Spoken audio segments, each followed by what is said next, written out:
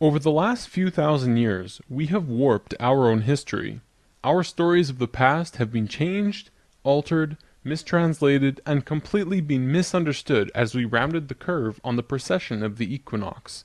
Modern views of our history account for many things, but completely dismiss many very important pieces in the puzzle. For example, the Pyramids of Giza. There is no modern theory that accounts for how these could have been made. Individually, each block cannot be pulled even with 50 men pulling it, let alone drag it for hundreds of miles and then stack them on top of each other 450 feet in the air, in such a precise way that even modern technology can't achieve. Not to mention having it lined up precisely with both Orion's belt, a golden mean and Fibonacci spiral, and be a primary nodal point of every sacred site on the planet. And that's just one example. Our history is not what we think. Many things that we've been led to believe to be true simply is not. This has got to be the biggest. The field of archaeology recently saw some monumental discoveries that are rocking the foundation of what we think we know about ourselves. Many ancient cities such as Babylon, Erech, and Akkad that were written about in the Bible and other ancient texts were always thought to be myths because no one could prove they existed. Then, one of them was found. This led to finding another, and then another. Inside one of these cities, archaeologists found thousands of cylindrical clay tablets hidden deep within the earth under this ancient city. The tablets were completely covered in text, written in cuneiform, and tell an ancient story that spans back over hundreds of thousands of years on this planet, describing the history of the earth and the origins of the human race in great detail. Now, the first thing we all want to do is just say that they were making things up. They didn't know the history of Earth, and they were simply creating tales to explain where they came from. However, if this was true, how can we explain how they knew so many things about the universe that would seem impossible to know? Not only did the Dogons know all about the distant planets in the solar system, but so did the Sumerians. They described them all in great detail in these Sumerian records. They also knew about the precession of the equinox. That's a tough one for a historian to understand, because it takes over 2,000 years of continuous observation to actually learn that the Earth has a wobble.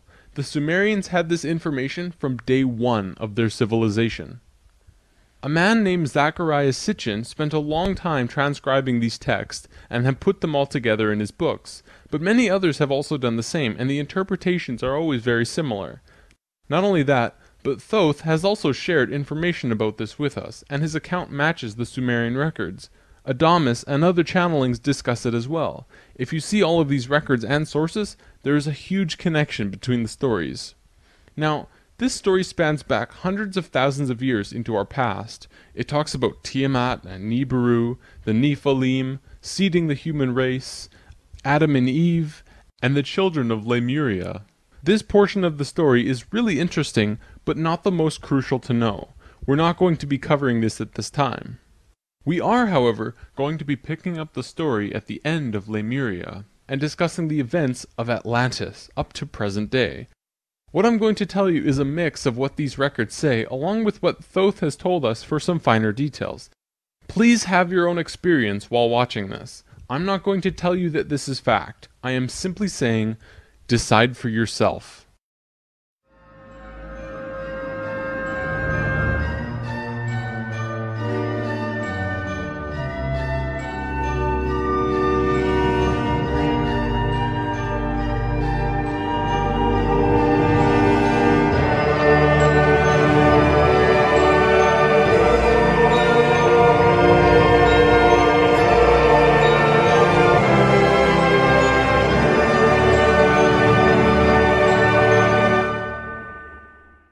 There was a time, long ago, when humans existed at a very high level of consciousness.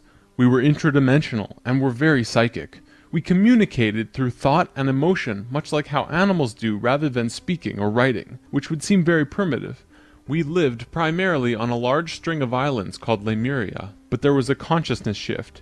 We moved up in consciousness, and the islands of Lemuria sank beneath the oceans. At the time of this shift, a new continent rose out of the waters. We called it Atlantis. Back in the early 1900s, the spiritual path of the United States was similar to what's happening today. people began to learn about meditation and study ancient lands like Atlantis and Lemuria. We actually found quite a bit of evidence that Lemuria existed, and it had to do with coral. See, the ocean floor does rise and fall. Coral can exist up to 150 feet under the surface of the water. In 1910, the surface of the ocean was probably higher because they were able to see coral rings heading away from Easter Islands for a great distance. These rings were estimated to be found at 1,800 feet, which means that for them to have existed, they would have had to be much higher and sunk slowly. Probably more important, they also found the exact same fauna and flora from the Hawaiian Islands all the way to the Easter Islands. This is a great distance, but if you look at a map, you'll see a long string. That string, according to Thoth, used to run along the western shores of Lemuria. It is only on these islands that have the same flora and fauna. Same trees, bugs, bacteria, everything. Science can only explain this if there were closer land bridges between these islands at one point. Although we were studying this at that time, World War I began soon after, and we lost interest in spirituality and the ancient lands for a very long time. After the sinking of Lemuria and the rising of Atlantis, at first the human race became scattered. We moved to various islands and continents all over the world because we didn't have a home. Yet, we didn't know where to go. At that time, there were about 1,000 humans at a very high consciousness, more than all of the rest. They were called the Nacals. Today, we know them as Ascended Masters. The Nacals began preparing Atlantis to be our new home. They projected their energies across the surface of the continent in the form of the Tree of Life, not with 10 circles, but with 12, an extra on top on the island of Udall, and an extra on the bottom in the water. There were 10 components on the mainland, and even though it extended over hundreds of miles on the surface, it was projected to the accuracy of a single atom. We chose to move to Atlantis because of the Kundalini. In humans, the Kundalini is often referred to as the energy serpent that runs up and down your spine. When activated, it provides an immense amount of energy through all of the chakras. The Earth itself also has a Kundalini because the Earth is alive, like an organism, running from the center of the planet to a specific place on the surface. Wherever the Kundalini resides, the people there become the spiritual leaders of the world. The Earth chose Atlantis to be the new energetic center of the planet.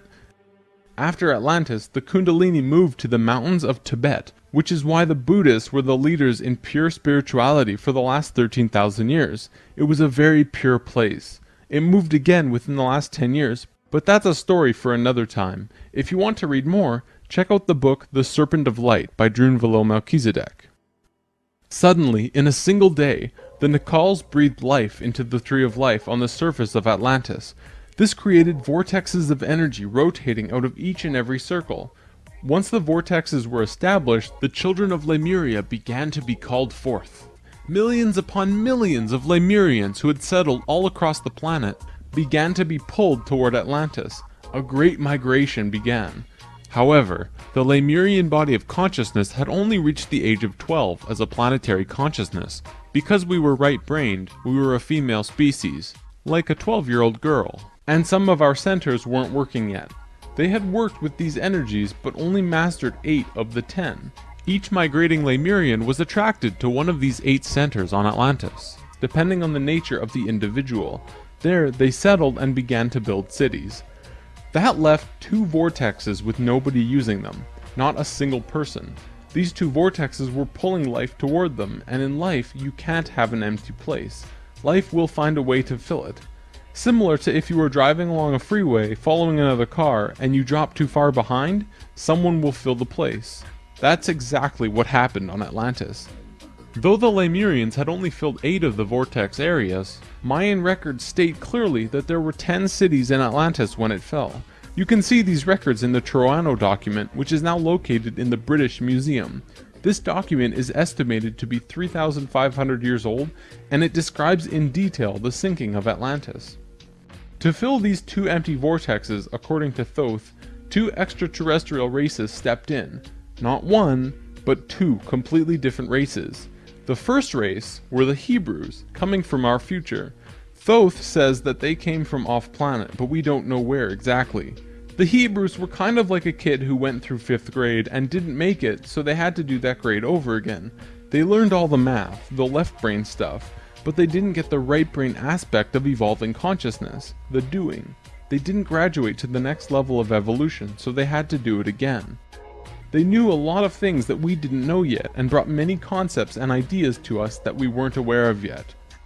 Now, if this is true, this would explain quite a few things about the Hebrew people in general. They seem to have many sacred geometries hidden within their culture. It also puts perspective on the story of Exodus. Perhaps Moses incarnated into that lifetime to free the Hebrews because they were not direct descendants of humans and were being treated unfairly. Or could it be that Moses was visited by an ascended master of the Hebrews who guided him to free their people?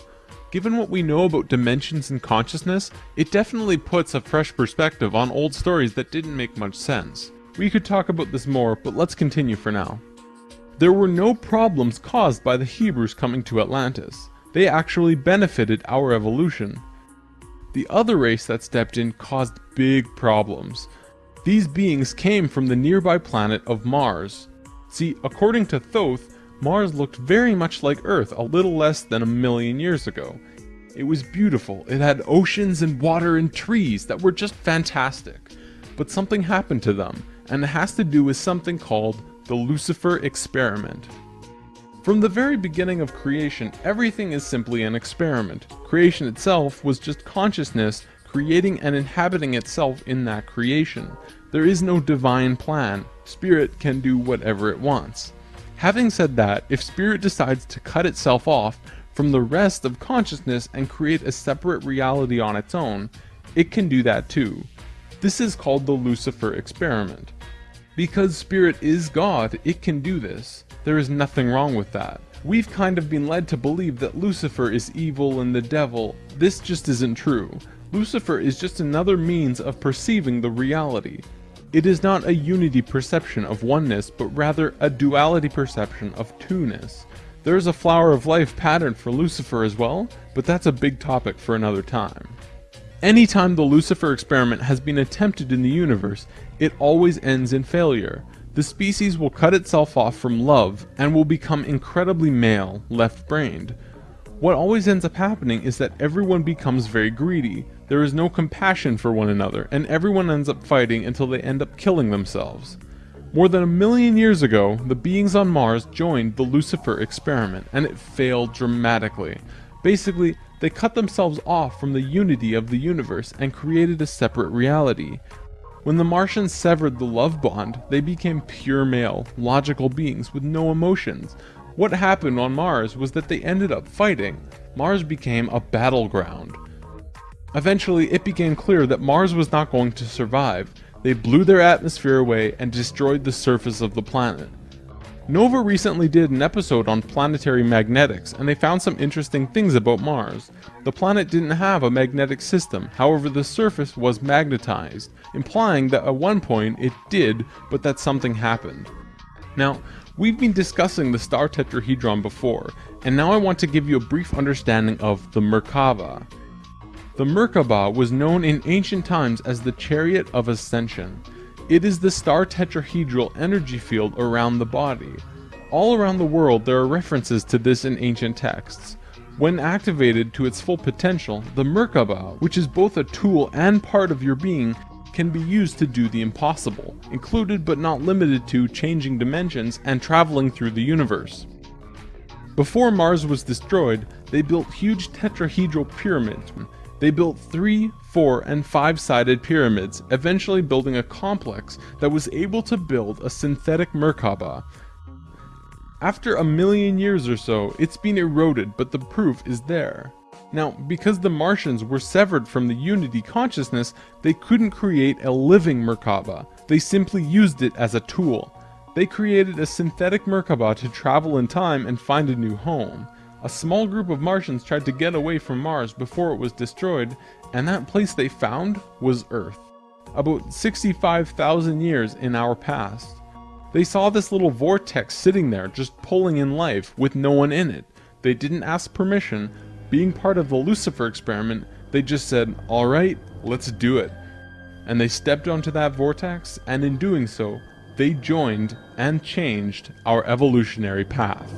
Thoth's father, Thome, was one of the Nacals who set up Atlantis on the island of Udal. That island, the top of the Tree of Life, was the brain of Atlantis, and on it was a small city called Poseidon.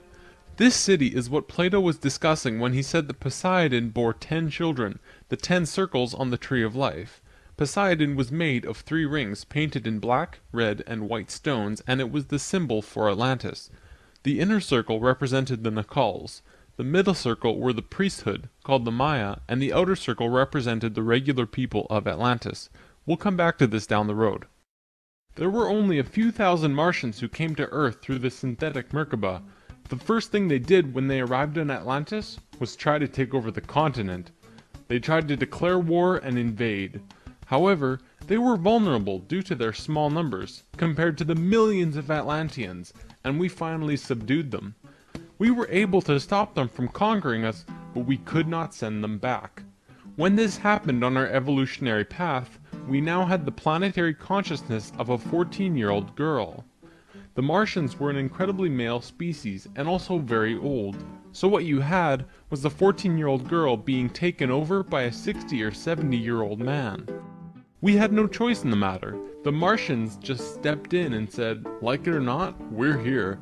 They didn't care what we thought or felt about it. Really, it was no different from what the settlers of North America did to the Native Americans. Once the initial conflict was over, it was agreed that the Martians would try and understand this female thing they lacked, this emotional feeling which they had none of at all. Things more or less settled for a while, but the Martians slowly began to implement their left-brain technologies which the Atlanteans knew nothing about. One after the other, the Martians kept putting out these left-brain inventions, until the Atlanteans slowly began to see things through their left brain. We slowly began to become a male species. The Martians gained control, bit by bit, until eventually they had all of the power, as was their intention. The animosity between Atlanteans and the Martians never subsided, not even till the end of Atlantis. They hated each other. The Atlanteans were shoved down and treated like inferiors. It was like a marriage that the female component didn't like, but the male component didn't really care if she liked it or not. It remained this way for a very long time, until about 26,000 years ago, when the next phase slowly began. Before we continue, we have to talk about polar shifts. See, in the 1930s, Edgar Cayce was channeling information for a geologist when he stopped and he said, "There's something you should know. In the near future, the Earth's poles are going to shift." Cayce was a brilliant man with a very strong connection to higher dimensions, where he communicated with other beings for the human race. Ultimately, it was because of his channelings that the belief system called New Age was created. This is again just putting what he was doing into boxes of understanding, because no one else understood what he was doing at that time. Nevertheless, when Cayce talked, people listened. Geologists began exploring the possibility of a polar shift, and they found something remarkable. A string of major pieces of evidence came forth and lent tremendous weight to what Cayce was saying, and they have now changed the world's view on the subject. Scientists believed that if there was going to be a physical pole shift, there would also be a change in the magnetic poles. Through studying lava beds, geologists were able to see where the planetary magnetics were when the lava beds hardened at certain depths. They found that the earlier magnetic poles were not where they were now, but in Hawaii. The last shift that took place was 13,000 years ago, and we will get there in the story soon. They did another test and found that it had shifted again 26,000 years ago as well. Scientists also learned that polar shifts happen very quickly. In a single day, the magnetics would do a complete flip, or turn 90 degrees. There's that number again. And within 24 hours, the sun would be rising differently than it did the previous day. This shift has happened hundreds of times over the last 100 million years on Earth, but it's speeding up now and happening faster and faster. Now only 13,000 years between each shift. A whole new viewpoint is beginning to be understood. From space, would this not appear as a pulse? Now, there's a lot more to talk about with polar shifts, but I'm going to give you the basics. A scientist named Charles Hapgood was studying this at great detail because the leading theory behind what caused polar shifts was still underdeveloped at the time. He came up with a theory that demonstrated to be possible through various experiments. Through these experiments, they learned that the surface of the Earth, the crust, could slip over the main mass of the Earth, which continues its rotation as if nothing happened. The crust would rotate and spin out of control until eventually it settles again in a new location aligned with the new magnetics. During this time, there are massive earthquakes and tsunamis and devastations that rock the world. Doesn't that sound a bit like the destruction described in the Book of Revelations? Now, I don't want to freak anyone out.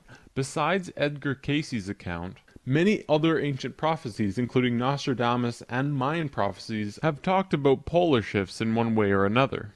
And modern science is becoming increasingly aware that there is going to be a polar shift in our near future, which is lining up with our consciousness shift, though they don't take that aspect into account.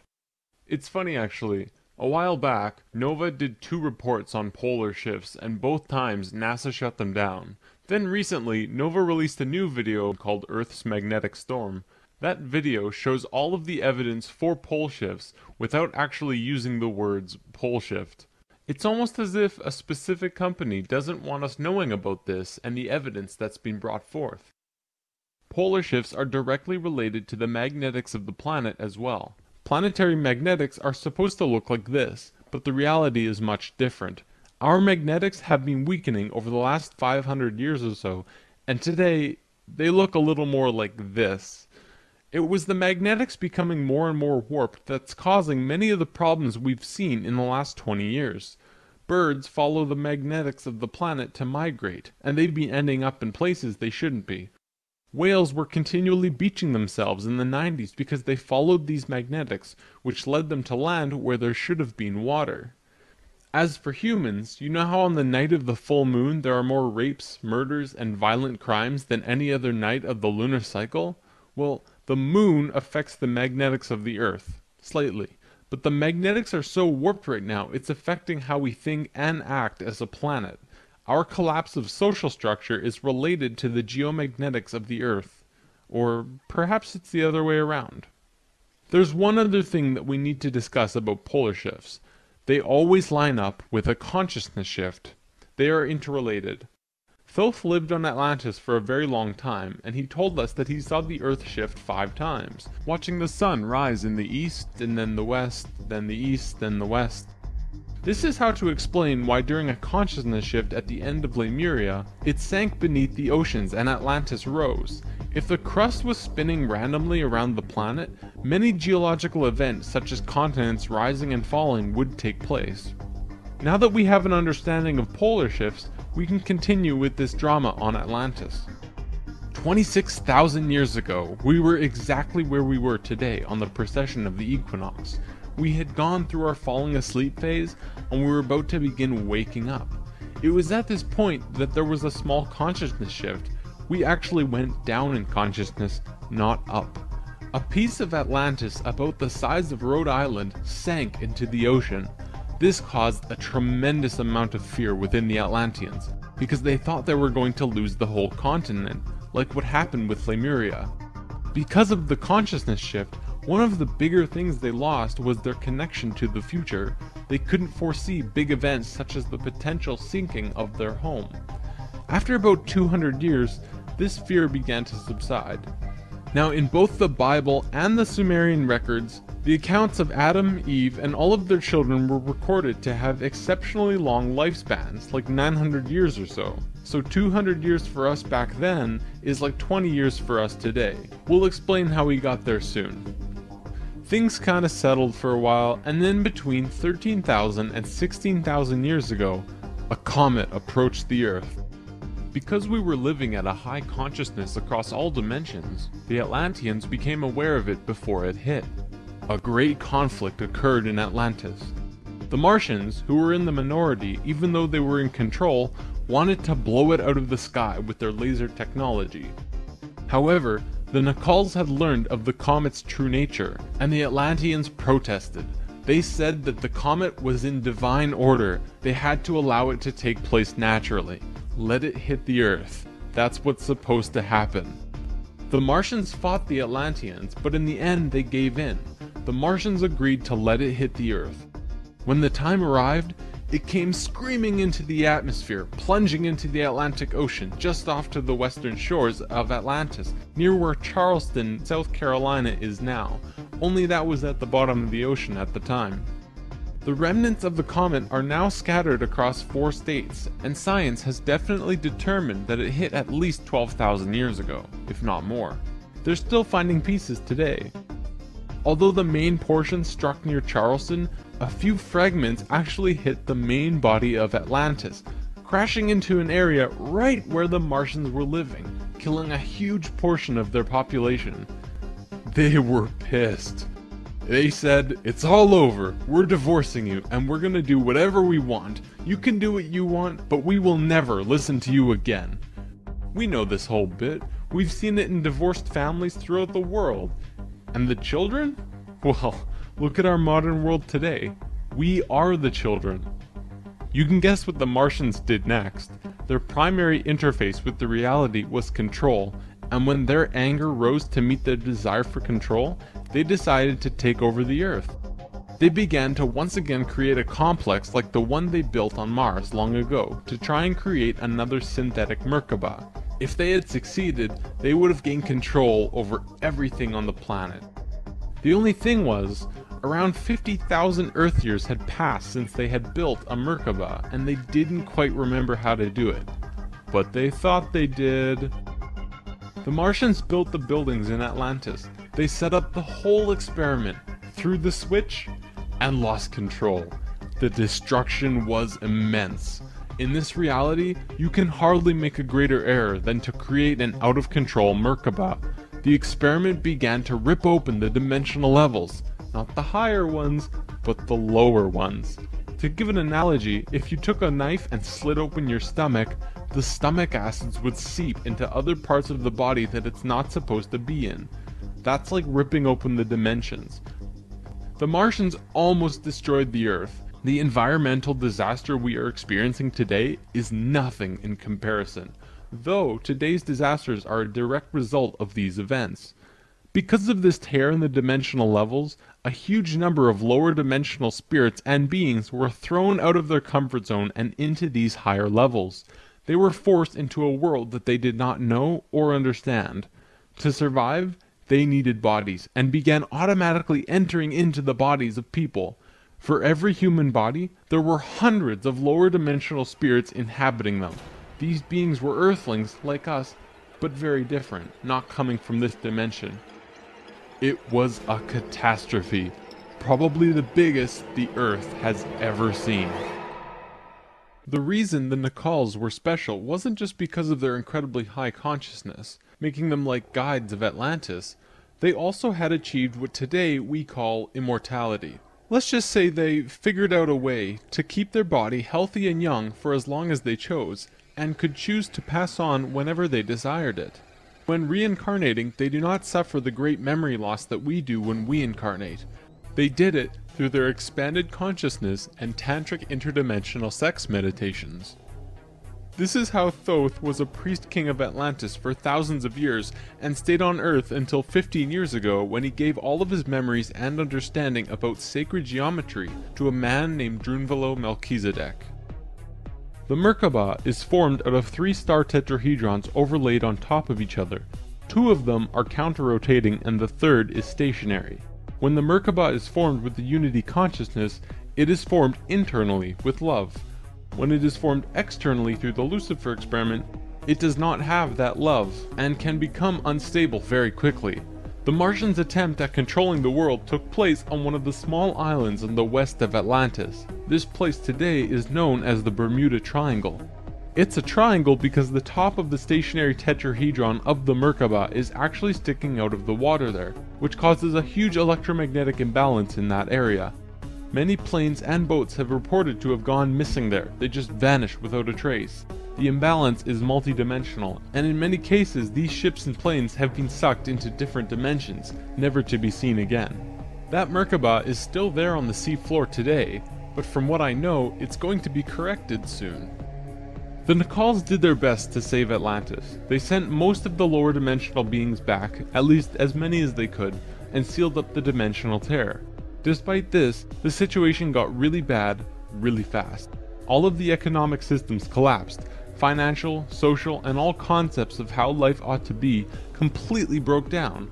Everyone on Atlantis began getting sick with weird diseases, and the entire continent went into a state of survival. Life was no longer about living. It became about surviving until tomorrow. It was a literal hell on Earth. The Nacals had no idea what to do. They were children compared to the events that had been thrust upon them. So, they prayed. They prayed to the highest levels of conscious life in the universe, asking for help from anyone who could hear them.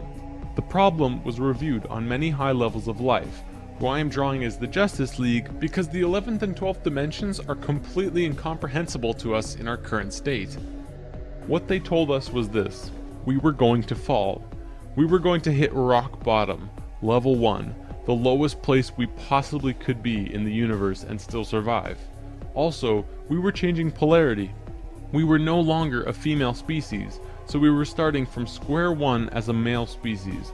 And finally, and this was the shocker, we would only have 13,000 years to return to Christ consciousness.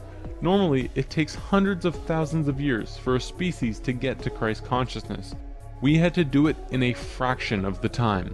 If we didn't, we would not survive. This has never happened before in the universe, ever. Thoth, who was the priest king of Atlantis at the time, learned that they would have to perform this experiment on themselves. They received instructions from the highest levels of life and they went on their way.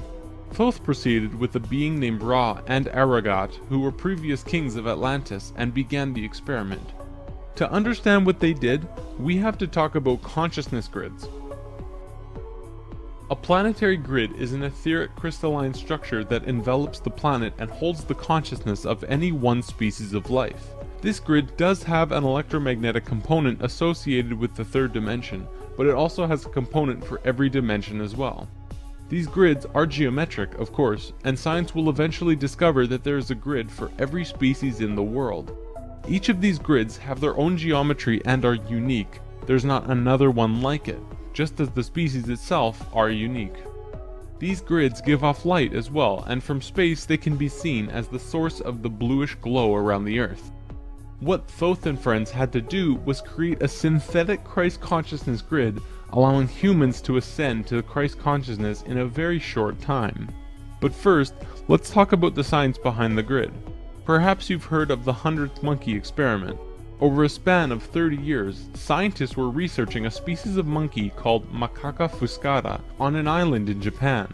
They were providing the monkeys with sweet potatoes by dropping them in the sand. The monkeys liked sweet potatoes, but they didn't like the sand and dirt so much. A few monkey children figured out that they could wash their sweet potatoes, and some of them taught the technique to their parents. Only a few of the adult monkeys did this though. This went on for some time, until one day the monkeys who actually knew the technique hit critical mass. And bingo! The technique started spreading faster than it did before. Monkeys started learning it really easily across all of the Japanese islands nearby as well as on the mainland. They knew that there had to be something that wasn't yet understood about how a species is connected to itself. So what did we do? We tried it on humans. A research team made a picture out of human faces. About 100 faces hidden within a single picture, but at first glance, you could only see about 6 or 7. They did several surveys with a few hundred people in Australia and said, alright, find the faces. Most people could only pick out 6, 7, 8, 9 or so, not many more. After that, the research team went to Britain and aired the picture on a closed cable BBC special that was shown only in England. They showed where all of the faces were, every last one. Half of the research team which stayed in Australia did the experiment again with new subjects. And lo and behold, people were just naturally able to see more faces. After this experiment, they knew that something definitely connects us all, and the field of noetics is learning more about it daily. It's mass consciousness. In Lesson 11, I showed you the 3 levels of consciousness. Each of these levels have their own consciousness grids around the planet, and our second level grid is based on squares and triangles. Many governments of the world, especially the Russian and US governments, were studying our grids back in the 60s and probably earlier. When mapping out the grid on the planet, you find little military bases on many of the nodal points of the grid. There are tons of these bases way out in the middle of nowhere, like on little islands like Guam. This couldn't be a coincidence that these government powers placed their bases right where the little spirals came out of the grid. They were trying to take control of the grid, because if you control consciousness, you control what we think and feel. Of course, there was another organization that had its hand in both of these governments, and still do, and we will discuss them soon enough. This grid is visible through astral projection as well. 13,000 years ago it began. Thoth, Ra, and Aragot were to create a global complex that was able to build a synthetic Christ consciousness grid over a 13,000 year time period. The first thing they did was to fly to a place which is now called the Giza Plateau, but back then it was known as the land of Chem. It was also a rainforest back then as well, not desert like it is today. First, they created a grid around the planet fourth dimensionally, and then began to construct it in the physical third dimension. They went to the male energetic axis of the Earth and constructed a complex which today is called the Solar Cross. These men were sixth-dimensional beings at that time and were living at a very high level of consciousness, so whatever they thought happened instantly. It was that simple. According to Thoth, he built the Great Pyramid, not the Egyptian king Cheops. Thoth says that it was built 200 years prior to the pole shift and built very quickly. These pyramids were aligned precisely with both Fibonacci and golden mean spirals emanating from out of the solar cross. Interestingly enough, Edgar Cayce also channeled that the pyramids were constructed in this time. The pyramids were also found to be built from the top down. The stones on top were placed first, which has baffled researchers ever since. Every time more is learned about the pyramids, we move further into dark on understanding how they were formed. If what Thoth says is true, well, that explains everything. From there, Thoth and friends constructed an entire network of temples and structures along this grid fourth dimensionally, placing them on nodes on the new synthetic Christ consciousness grid they were creating. All of them were made with Fibonacci or golden mean spirals, and all of them were mathematically referred back to the solar cross in Egypt through the Great Pyramid. The creation of all of the sacred sites on the planet were no accident. It was a single consciousness that created them all, from Machu Picchu to Stonehenge to Zaghuan, you name it. There are a few exceptions, but most were created by a single awareness as part of a unity consciousness grid.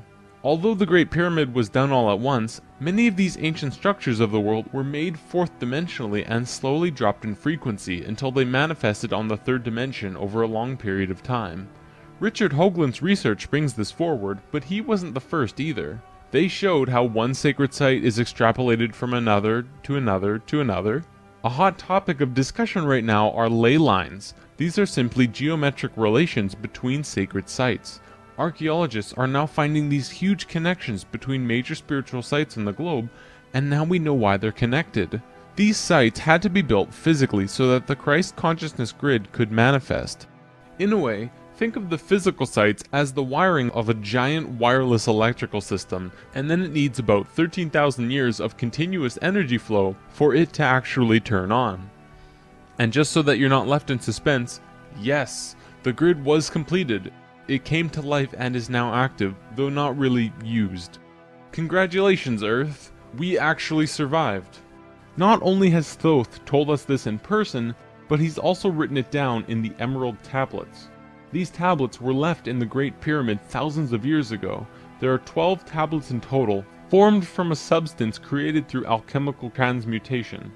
They are imperishable, resistant to all elements and corrosion. Their atomic structure is fixed in place, and no change can ever take place. In that respect, they violate the material laws of ionization. These tablets share a great wisdom, and you can read them at over 100 different levels of consciousness, and you will always understand them differently. If you're interested in this stuff, you should definitely consider reading them. As you can probably tell, Thoth plays a pretty large role in what happened. Most of this information comes from him. Thoth also provided most of this information about the flower of life and its geometric relationship to consciousness with us, and this stuff is tied intimately to the geometry of the universe. Considering the quality and quantity of information that he has shared, it makes you really start considering that this next part can be true. The Great Pyramid has a legendary missing capstone. According to the Emerald Tablets, deep under the Great Pyramid there is a room called the Hall of Records. This room was not built by Thoth and long predates the Atlantean civilization. Within the Hall of Records is the capstone of the pyramid, which is 5.5 inches high, solid gold, and completely holographic image of the Great Pyramid. It has all of the little rooms and everything. However, this leaves us with a 24 square foot piece of the Great Pyramid that's missing. If what Thoth says is true, that missing piece actually belongs to a very special airship that exists on Earth. And the way to the airship is through the Sphinx. The Sphinx, according to Thoth, is not 12,000 years old, but dates back over 5.5 million years on Earth. Deep under the Sphinx, about 1 mile down, is a round room with a flat floor and flat ceiling. Inside this room is the oldest synthetic object on Earth. The object is about 2 city blocks in size. It's round like a disc and has a flat bottom and top. It is also only about 3 atoms thick, except for a pattern on the top and bottom which looks like this. This pattern is 5 atoms thick. Thoth says that it's powered by consciousness, thoughts, and feelings, and connects with your own living Merkaba, which means that it becomes an extension of you and your own energy fields. The ship is also intimately connected with the spirit of the Earth, and is the protector for the whole planet. Thoth built the pyramid the way he did to fit with the ship. When on top of the Great Pyramid, it creates this image from above. The disc ship has a circumference equal to the perimeter of the Great Pyramid. As we discussed in Lesson 11, whenever that ratio appears, life occurs. This ship can only be used by the purest of souls. See, whenever we approach the point in the precession of the equinox where our poles do these shifts, we become very vulnerable. Things often degenerate, and while things become chaotic, there are often other species who wish to take us over. This has always happened, not just with us, but with all evolving consciousness. Every time a takeover seems imminent, a very pure person will find their way to the ship and raise it into the air. The Earth and Sun will connect with that person and give him or her great power. Then, whatever that person thinks and feels will happen. And think about it. If consciousness is the primary core component of the entire planet, does it not make sense that it would have its own defense mechanism? This defense is an airship that plugs into the Earth and the Sun, allowing the Earth to have protection. Our takeover event actually already happened, the same year the Christ grid was activated. The year was 1989, and we were having some troubles with the Greys, a race of ETs who were slowly plotting takeover due to a previous scuffle we were having. A very pure woman in Peru made the ascension process into the Christ consciousness grid and found the ship. She tuned it to the frequency of the 4th dimension, where she raised it through the Earth and into the air, and manifested a situation for the Greys to leave. Within a very short time, the Greys began getting sick, and remained sick for as long as they stayed here. They have been forced to leave for now, and we are once again safe. The ship is a warship in that whatever race is trying to take over, the person will just think them away, think up a situation and force them to leave. Returning to the events on Atlantis, after completing the complex in Egypt, Thoth and pals returned to Atlantis, where they waited for about 200 years until that critical point on the precession of the equinox where the poles would shift. They knew that Atlantis would sink, and they would be ready. Previously on Thoth and Pals. Thoth, the poles are shifting. Oh, the poles shift? Yeah, whoa, what's wrong with your eyes? I don't know. When Thoth first saw signs of the polar shift, they returned to the land of Chem and raised the warship into the sky. They went to Atlantis and picked up the Nacals. The Nacals weren't just passengers though, and each and every being was working in unity to create a very powerful Merkaba around themselves and the ship. They returned to the Great Pyramid and landed the ship on top, forming the phi ratio with the pyramid. And then, it happened. The poles began to shift, and human consciousness began to plummet. Simultaneously, The electromagnetic and magnetic fields of the Earth collapsed, and all life on the planet went into the Great Void, the 3.5 days of absolute blackness described by many ancient cultures in the world. The Emerald Tablets say that whenever we go through a polar shift, we go through a void space as we change our frequencies for about 3.5 days. This is also in the Troano document depicted by 3.5 stones painted black. This refers to a time when we go through what science calls the electromagnetic null zone. During the pole shift, a phenomenon takes place where everything just seems to disappear for a certain time. Usually it's between 2 to 4 days, and the last time it was 3.5 days. Here's where it gets interesting. What happens to us does not usually happen to a normal species, because most advanced species will have their Merkabahs handy at the time of the shift. We didn't, due to our little crisis, and we got sucked into the void space without protection. This resulted in us losing our memories.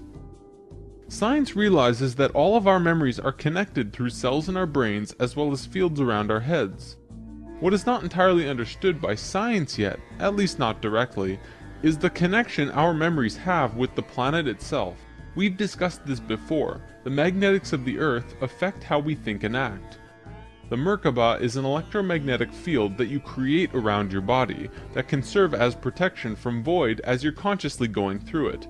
What happened to us when we didn't have that protection? It was a clean wipe. When we existed on Atlantis, we were living at a very high level of consciousness in a higher dimension.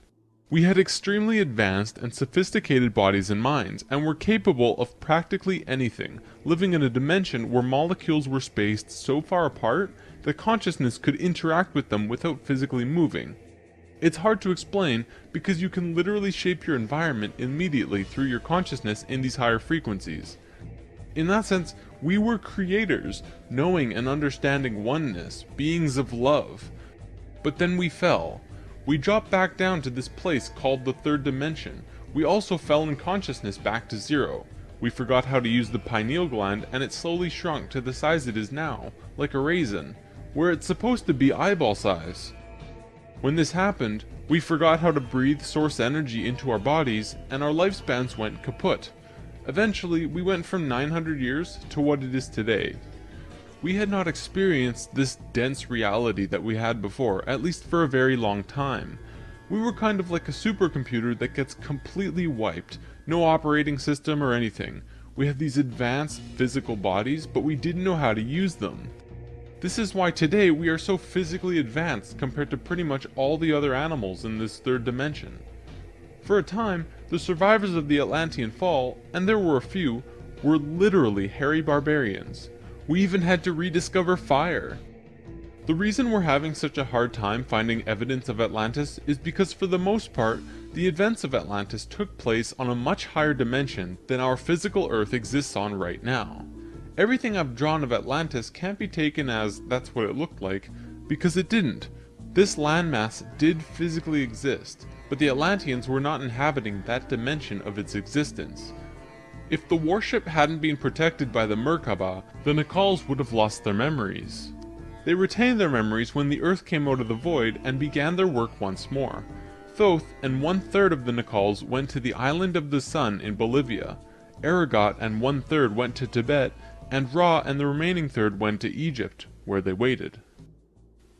Now, we're going to begin bridging the gaps between this story and our current history. In between the fall of Atlantis and the dawn of our first civilizations, who were the Egyptians and the Sumerians, there was a 6,500-year gap between them. What was happening to us in that time? We have to look at this precession chart again. This is where we fell in consciousness, point C, and this was our falling asleep phase too. Thoth, Ra, and the Ascended Masters were waiting until point D. They had to wait for humans to just evolve themselves over a 6,500-year time period until they were advanced enough to actually receive this new information that they were going to provide. Sometime in here was when the flood of Noah occurred. Because of the pole shift, the Earth went through an ice age. This is scientific fact.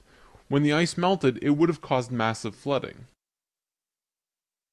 DNA is the physical manifestation of who you are. It is your soul's physical aspect.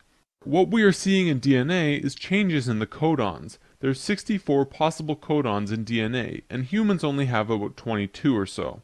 What we're finding is that there are 6 more codons being activated within these children, and they are choosing 2 of the 6. These kids are what we call indigo and crystal children, and probably the super psychics as well. Now, this is a chromosome. Basically, what this is lots and lots of DNA wrapped into this weird H-like shape. This is located in every cell and is part of your body of consciousness. What Thoth tells us is that every level of consciousness seen here not only has its own consciousness grid, but its chromosome change as well. The second level, where we are now, has 44 and 2 chromosomes. To any scientist, this is basic biology. The first level, however, has 42 and 2, and this third level has 46 and 2. The fourth and fifth have 48 and 2 and 50 and 2 respectively. The primary physically visible difference between these DNA in all life is height. The first level has an average height of 4 to 6 feet tall. The second level, us, has an average height of 5 to 7 feet. Third are about 10 to 16 feet, which we are about to translate to. Fourth is 30 to 35 feet, and the last is 50 to 60. You may remember a being named Metatron, the Hebrew archangel who is the perfection of what humanity is to become. He was 55 feet tall, that guy.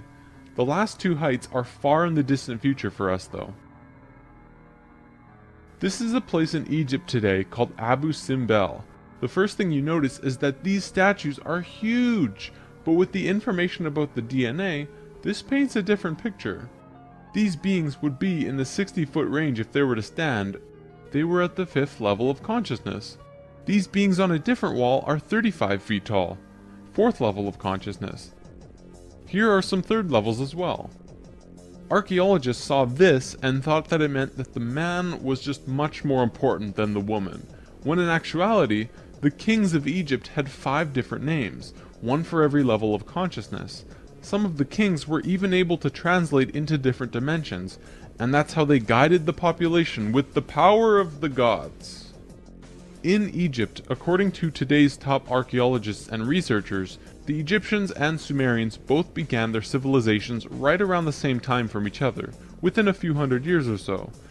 Both of these civilizations emerged out of nowhere with perfect writing abilities that were not improved upon since.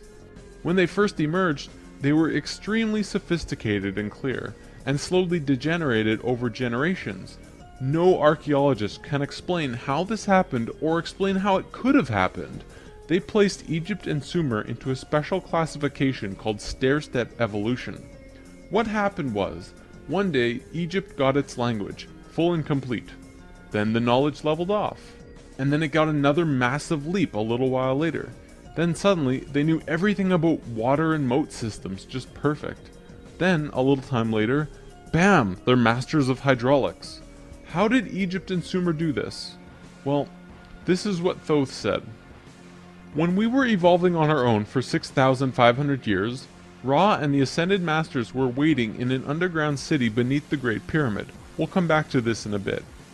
Thoth's son Tat formed a group called the Tat Brotherhood, which is a secret group that still exists today as protectors and keepers of the sacred temples. Today, they're still connected to the Ascended Masters. So about 6,000 years ago, some members of the Tat Brotherhood would wait until they would meet someone who could understand what they were going to teach them. When they found someone, they would just tune their frequencies to the 3rd dimension and walk up and tell them information flat out. They said, hey, if you do this and this happens. The Egyptians would say, wow, look at that! Then they would go underground, wait another little while, and repeat the process. Over a short period of time, the Egyptian and Sumerian evolution shot up in stair steps. As for the Sumerians, they also received a more detailed story by those who were assisting them. They described to the Sumerians in all of the details they remembered. They said, this is the history of the planet, write it down. The Sumerians knew about the precession of the equinox because they were told it by the Nacals from Atlantis. After this stair-step period, we began to fall asleep further. Things got worse once more. It was our falling sleep stage of precession, and although the Nacals had given us a boost, we were consciously dozing off. On that note, it's time for the story about the city under the pyramid. Keep an open mind about this because there is very little proof for what I'm about to say. For over 40 years, Drunvalo Melchizedek has been studying human consciousness through sacred geometry and spiritual teachers and masters all over the world. In 1996, he was contacted by a source in Egypt who said that something incredible had been discovered. A stone stele came out of the ground between the paws of the Sphinx into the daylight. They removed it and dug into the earth beneath the Sphinx. There they found a room with 3 tunnels leading off of it. One of the tunnels, which went to the Great Pyramid, had another tunnel coming off it, and it was shielded by a wall of light. Bullets could not pass through this field, and people could not even get close to it without feeling like they're going to die. The Egyptian government found a particular person who could turn off this field. They also had brought in Paramount Studios to film it, as they had filmed the opening of King Tut's tomb. They had a good relationship with Egypt.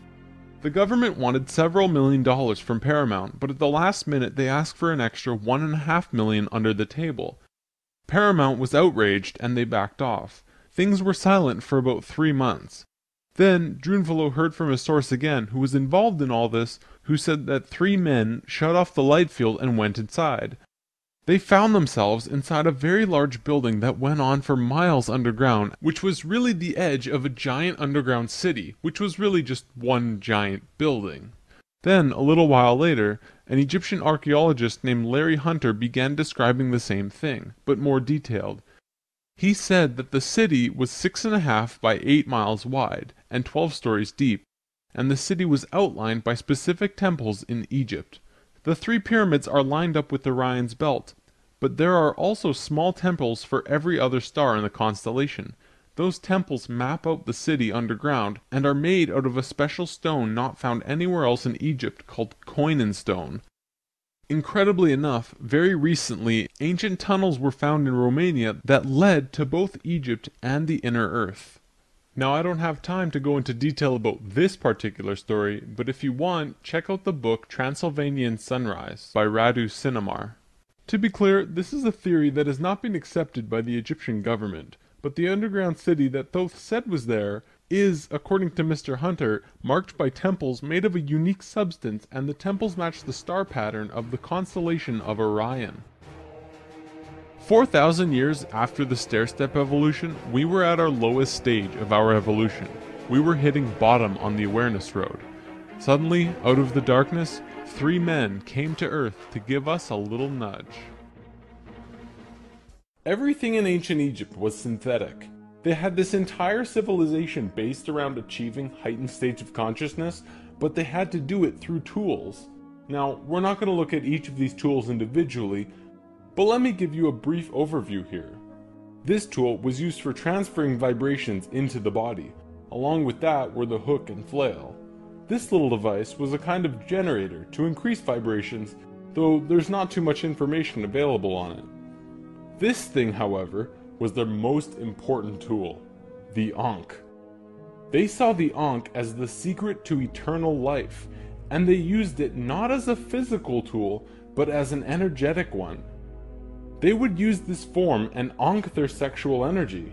Now, this could be a huge topic on its own, like how energy travels up and down the body through a vertical tube between 5 energy channels that counter-rotate as they extend through the body, but basically, sexual energy is an incredibly powerful energy.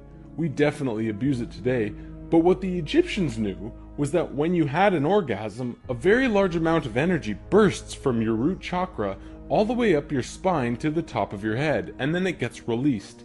What the Egyptians would do was when the spiral of energy hit their heart chakra, they would ankh the energy out of the back of their body and over their head and back into their body, where they would keep the energy and retain a massive energy boost. In other words, if you take a tuning fork and hit it, it will reverberate for a certain amount of time. Then, if you attach an ankh on top of it and hit it again, it will reverberate at least 3 times longer. The Egyptians were doing this with their bodies. Moving on, when Atlantis was first formed, the Naacal set up something called a mystery school. This is a special type of school where you learn about consciousness, and you learn different aspects of expanding your own consciousness and eventually getting to a place where you become immortal. It usually took a very long time to achieve this state, and that's why there were only about 1,000 Nacals in comparison to the millions of Lemurians at the start of Atlantis. The first Atlantean to reach the immortal state was a man named Osiris. Ancient Egypt's mythology tells a story about Osiris, a man who was killed and cut up into pieces by his brother in an act of rage, and then the pieces were scattered. This event, perhaps less exaggerated than the myths, actually did happen, and it took place on Atlantis. Osiris's wife and sister retrieved the pieces, and upon returning the final piece, they restored the creative energy flow and brought his spirit back into the body. Through doing this, Osiris became immortal, and he was the first immortal of Atlantis. This story is told throughout ancient Egypt on many temple walls, and I'm going to show you why. Osiris went through the 3 stages of consciousness. The first one was whole, the second was separated from itself, included physically, and the third was whole again. The Nacals used Osiris's understanding of how he became immortal as a template for how others could do it as well, only through consciousness, without needing to be cut up, of course. This eventually became what we would call the religion of Atlantis, but it was more of a deeper understanding that they were following. This template was also used in Egypt, which we will look at now. Through this stair-step evolution, we began to change from the first level of consciousness into the second. Before the fall, we had incredible memories. It wasn't this vague recollection that we have now, but today we might see it as full-tilt 3D holographic memory. After the fall, we still had a photographic memory, and could share these experiences with each other, which is called dream time. It is what the Aborigines of Australia still have today. Through the introduction of writing, however, we began to change from the first level of consciousness into the second. We lost our incredible memories and became very separate from each other and ourselves. Thoth was the one who introduced writing, and if you look at ancient Egyptian culture, it even says, Thoth brought writing to us, as well as many other things. Now that we were in the second level, over time things began to change, and a very serious problem developed, which if it hadn't been solved, it would have caused a major catastrophe in our own near future. Basically, in Egypt, the Ascended Masters had used Osiris's genetic coding of changing chromosomes to show others the path of ascension. They developed a system of 42 and 2 gods, with a lowercase g. They were actually called Neiters. Most will recognize this one. His name was Anubis. There were 42 and 2 Neiters who were representative of human chromosomes. Each one of them showed a specific pathway of life or human experience, and people would follow these understandings to learn more about their life or their own reality. The problem developed when both Upper Egypt and Lower Egypt became more separated from themselves, and the meanings of these Neiters were lost. Over time, the drawings of these Neiters changed, and the meanings changed with them. People had no idea what they meant. Then it got worse, when the Egyptian king Menes merged Upper Egypt and Lower Egypt into a unified country. Menes also merged the belief systems, so now you had 88 gods that people were fighting over to decide who was really God. This was an issue because now they had people not knowing what to believe, completely lost, separated from their understanding of their own divinity and God. Things became separated further. People fought over which gods were really gods. Today we look back and say, wow, they thought there were so many gods, when really, this wasn't the case at all. Even with the help from the Tat Brotherhood, we just couldn't get it right. There was one short period of Egyptian culture that most historians don't really understand. As it's written in ancient texts and hieroglyphs, for 17.5 years there was a bizarre new ruler that completely changed how Egypt was run. And his name was Akhenaten. Before him, there were only kings. Akhenaten was the first pharaoh, which meant that which you will become. He was also, believe it or not, 15 to 16 feet tall, at least that's how he was always depicted, and had an elongated skull. Both of these aspects are related to Christ consciousness. Akhenaten abolished all previous understandings of God and tried to instill a one God understanding in everyone. After 17 years, The majority of Egyptians revolted and Akhenaten was killed, soon to be replaced by someone else, returning to the old system. What actually happened? To correct the problem, Thoth got the help from Ai and Tia, who were the first immortals from Lemuria, and got them to mate interdimensionally to conceive a Christ consciousness being. Thoth said that he worked with the previous kings of Egypt to help achieve this, and Egyptologists find that Akhenaten came completely out of nowhere.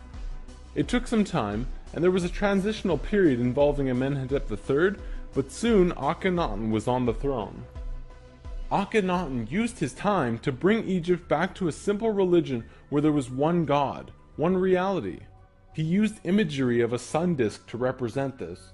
The priests in Egypt didn't like that because the religious beliefs were centered on the priests. Then he comes along and says, "You don't need priests. God is within you, and you can access God from within your own selves." Well, they didn't like that. He also pulled the military back and said, "Don't attack unless someone else attacks first." The military didn't like him either. Plus, the people generally didn't like him because they enjoyed worshipping their many gods. Eventually, they disposed of him. After all that, what did Akhenaten do that evidently saved humankind?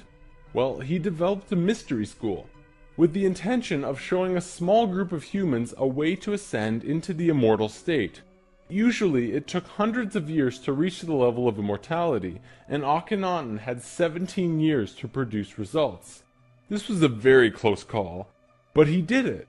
He actually showed 300 individuals the path to immortality in this short time. So after the general population disposed of Akhenaten, these 300 immortals would go beyond Egypt.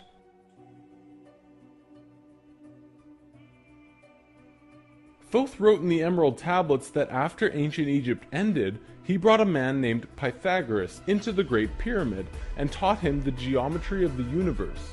That man then went on to found Greece, which was originally built upon schools for teaching geometry and the Platonic solids and all of that stuff.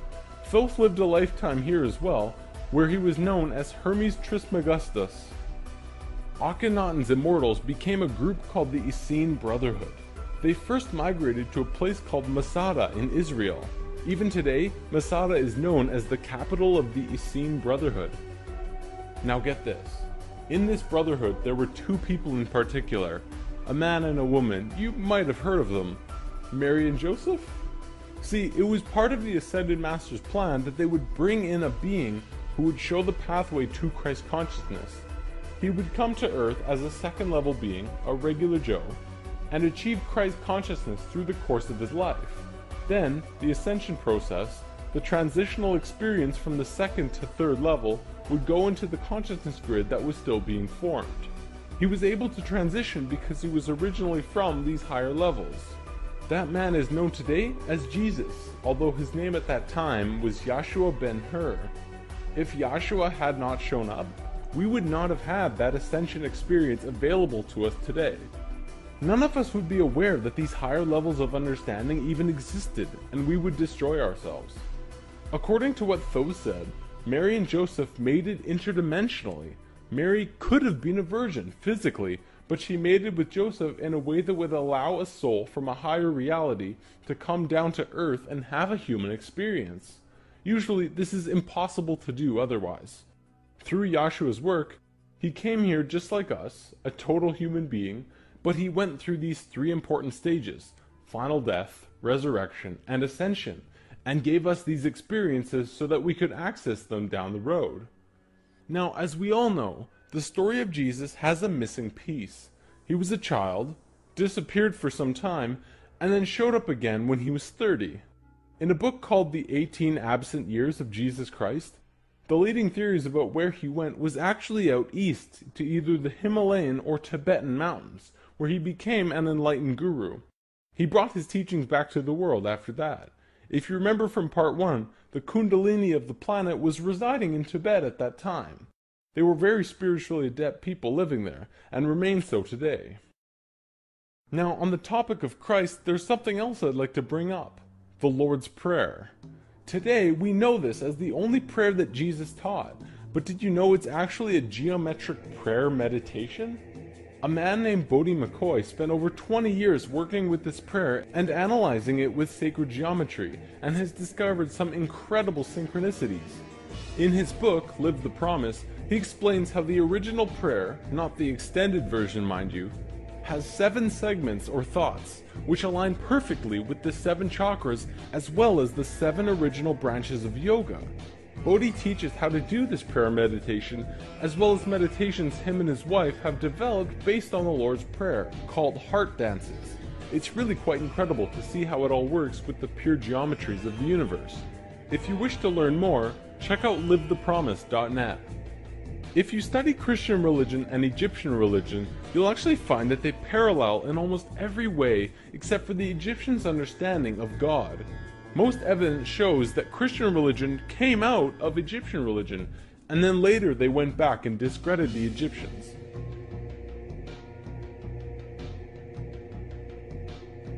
Around 300 AD, there was a council called the Council of Nicaea, which was the syndication between the Roman political and religious authorities. Basically, the religious leaders and political leaders realized that they could unite and impose more influence on the people and control society through their unity. It's right around this time that we begin to see the manifestation of the New Testament, which was put together from scriptures and stories, some newer and some much older, which were renewed and superimposed on the life of Yahshua ben Hur, which today we know as Jesus of Nazareth. The term Christ actually stems back from much before the Bible. It comes from the word Christala, which is a word that derives from the original 7 core audible sounds of creation. When the creation of the universe occurred, the original tones were Ka, Ra, Ya, Sa, Ta, Ha, La. Christla actually was broken down on earth into 2 words, Christ, which soon became Christ, and Hla, which became Allah, which were broken down and changed through oral tradition. The symbol for Atlantis was 3 rings inside of the other. The inside were the Nacals, the middle ring were called Maya, and the outer ring were the Atlanteans. The Maya's job was communicating the messages from the inner circle out to the regular people of Atlantis. When Atlantis sank, the Maya took their knowledge, a crystal skull with memories of Atlantis, and their calendar, and went out to what today is called the Yucatan Peninsula, birthplace of the Mayan civilization. Their calendar is the most advanced, detailed calendar on the planet, and it has its roots in Atlantis.